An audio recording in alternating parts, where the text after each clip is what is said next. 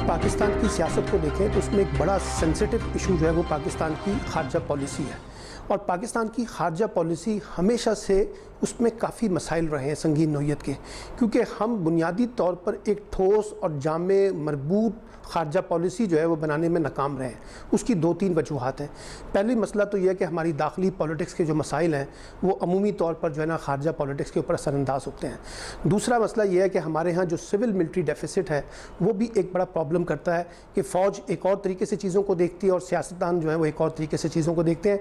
तो उन दोनों के दरमियान जो बाहमी अंडरस्टैंडिंग होनी चाहिए वो हमारे यहाँ नहीं है। तीसरा यह है कि हम खारजा पॉलिसी बनाते वक्त एक रद्द-ए-अमल की सियासत के साथ काम करते हैं। जब कोई वाक़यात होते हैं तो हम रिएक्ट करते हैं, लेकिन एक लॉन्ग टर्म जामे पॉलिसी जो है उसका हमें होमवर्क उस तरह से नज़र नहीं आता। चौथा मसला यह है कि हमारे यहाँ जो इतने भी सियासी इदारे हैं वो आपस में बैठ कर एक सारे मामलात के ऊपर एक ठोस पॉलिसी बनाने में नाकाम रहे हैं। पार्लियामेंट उस तरह से इफेक्टिव नहीं है, पार्लियामेंट की खारजा अमूर की कमेटी उस तरह से इफेक्टिव नहीं है, कौमी सलामती कमेटी हमने बनाई हुई है वो इफेक्टिव नहीं है। इस वक्त पाकिस्तान को कोई फॉरेन मिनिस्टर नहीं है, तो ये एक बड़ा मसला पैदा करता है। और दूसरी देखिए, खारजा पॉलिसी में दो बुनियादी बातें अहम होती हैं। एक ये कि अपनी इलाकाई सियासत को मुस्तहकम करें, और इलाकाई सियासत में जितने ममालिक हैं ख़ासतौर पर हिंदुस्तान, अफगानिस्तान, ईरान, इन सब से अपने मरबूत पॉलिसी अपने मरबूत ताल्लुकात बनाने पड़ते हैं। इसी तरह से फिर हम अमेरिका के साथ और दीगर मुल्कों के साथ, चाइना के साथ, रशिया के साथ, अब ये जो हम देख रहे हैं कि हमारे यहाँ जो इलाकाई सियासत है वो भी कमज़ोर है और जो बाहर आलमी सियासत है उसमें भी हमारी मसला आ रहा है।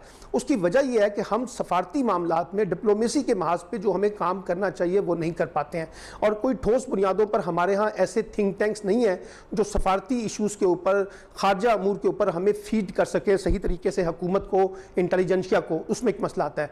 दूसरा, भारत के साथ ताल्लुकात का बेहतर ना होना, ये हमारे लिए सबसे बड़ा इस वक्त दर्द सर बना हुआ है।